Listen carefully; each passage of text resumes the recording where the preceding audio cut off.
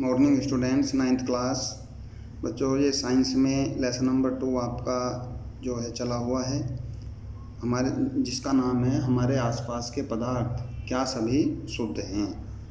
हमारे आसपास के या हमारे चारों तरफ के जो पदार्थ हैं क्या वो सभी शुद्ध हैं।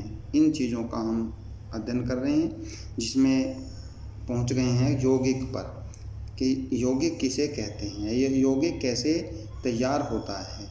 इससे पहले बच्चों हम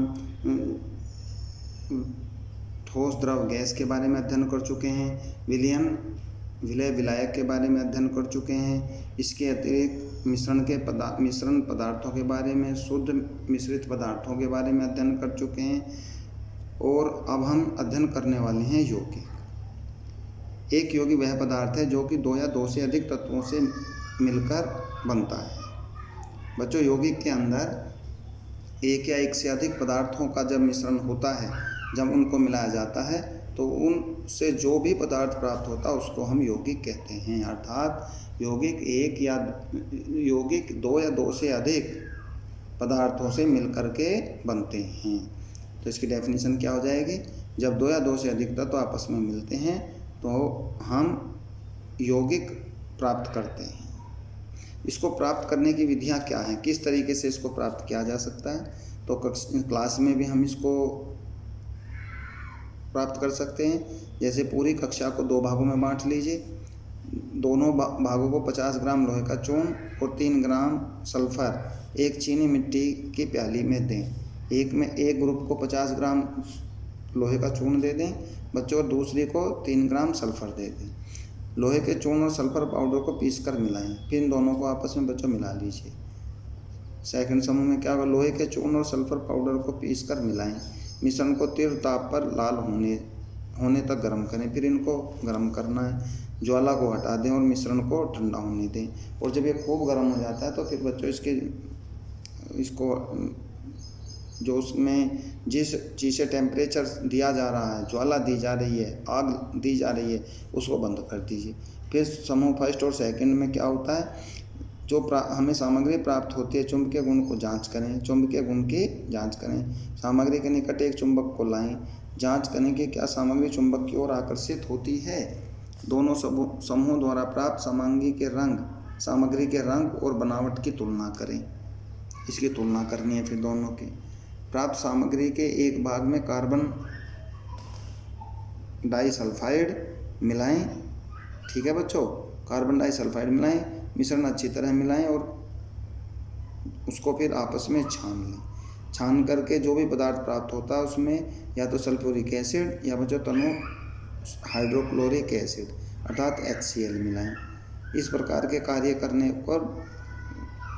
करने के बाद हम जो है फिर आपस में इनका अवलोकन करते हैं, इनको देखते हैं तो रिजल्ट क्या आता है, क्वेश्चन निकल कर क्या आता है।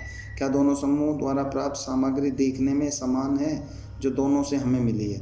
किस समूह द्वारा प्राप्त सामग्री में चुंबकीय गुण विद्यमान होते हैं? क्या प्राप्त सामग्री के घटकों को हम पृथक करने में सक्षम हैं? क्या तनु सल्फ्यूरिक एसिड या H2SO4 या HCl अम्ल सामग्री पर डालने से दोनों समूहों की गैस प्राप्त होती है? क्या दोनों स्थितियों में प्राप्त गैस की गंध समान है या अलग अलग है?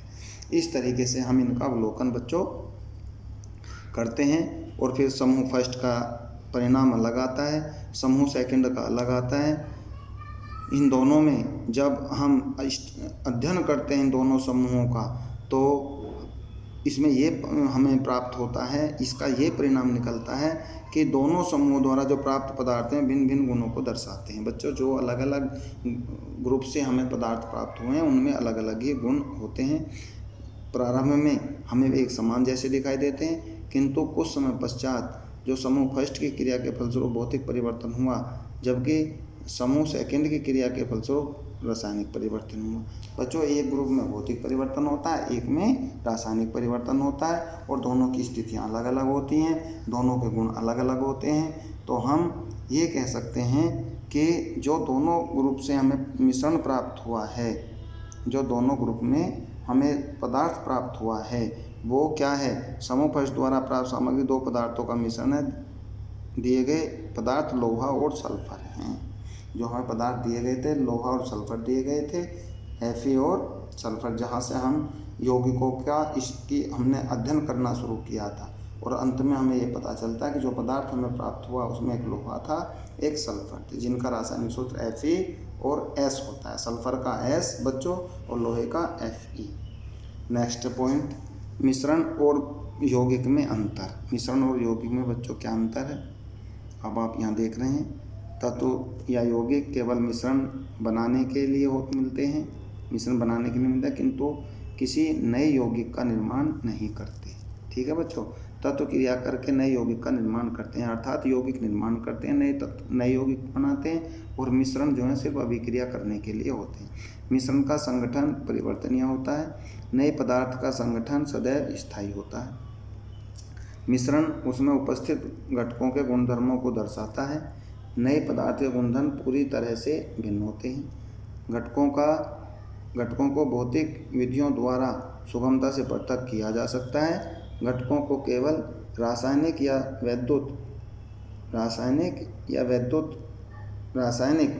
प्रतिक्रिया द्वारा ही पृथक किया जा सकता है। मिश्रण में बच्चों भौतिक विधियों द्वारा भी उनको पृथक कर सकते हैं, किंतु यौगिक में सिर्फ रासायनिक विधियों द्वारा ही इनको पृथक किया जा सकता है। इस प्रकार ये मिश्रण और यौगिक का अंतर है।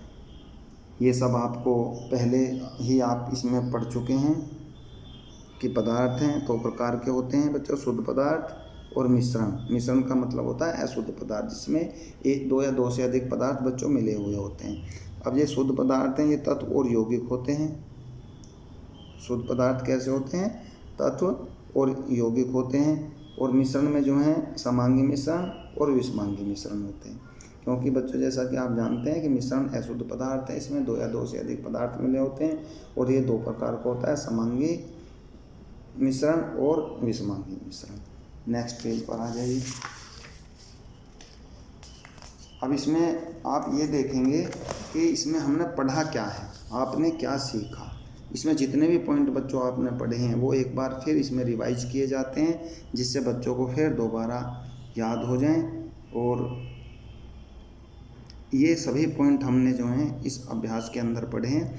इसमें सबसे पहला है, मिश्रण में एक से अधिक पदार्थ, तत्व अथवा यौगिक किसी भी अनुपात में मिले होते हैं। इस मिश्रण के बारे में हमने अध्ययन किया है, उसे हम बताया गया कि इसमें एक या एक से अधिक पदार्थ तत्व या यौगिक के रूप में मिले हुए होते हैं। मिश्रणों को पृथक करने के लिए उचित विधियों से शुद्ध पदार्थों से पृथक्करण किया जा सकता है।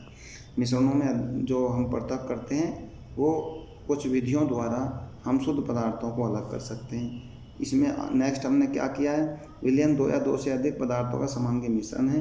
विलयन के अवयवों को विलायक कहते हैं अथवा अवयव को विलय कहते हैं।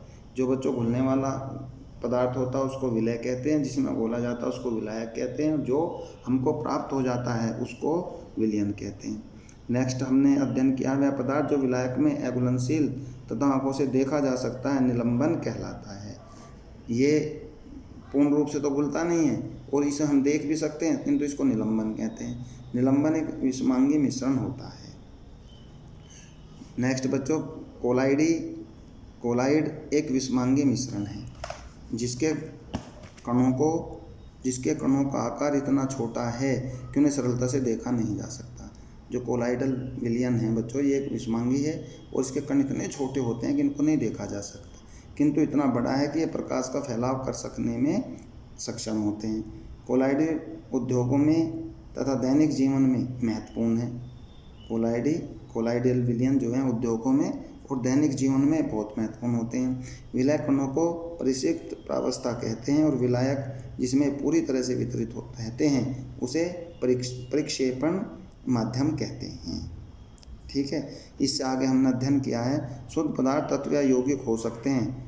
तत्व या यौगिक तो शुद्ध पदार्थ हो सकते हैं। तत्व पदार्थ का मूल रूप होता है, ठीक है बच्चों, जिसे रासायनिक क्रिया द्वारा सरल पदार्थों में विभाजित नहीं किया जा सकता। यौगिक वह पदार्थ है जो दो या दो से अधिक पदार्थों से मिलकर बने होते हैं और इनको भौतिक तथा रासायनिक विधियों द्वारा बच्चों पृथक भी किया जा सकता है। यौगिकों के गुण और उसमें निहित तत्वों के गुणों से भिन्न होते हैं।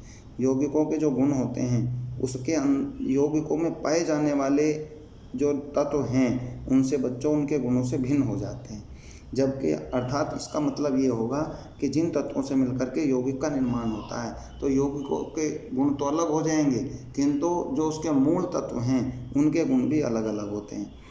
ठीक है, जबकि मिश्रण में उपस्थित तत्व और यौगिक अपने अपने गुणों को दर्शाते हैं।